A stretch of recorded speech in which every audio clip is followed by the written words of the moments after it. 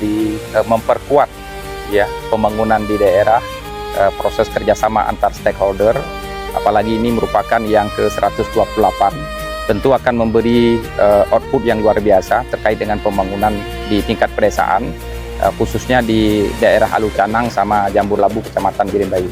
Pertama, saya meminta kepada masyarakat untuk mendukung ya kerjasamanya, termasuk membantu secara bergotong royong terkait dengan kesuksesan program TMMD yang sedang dilaksanakan ini.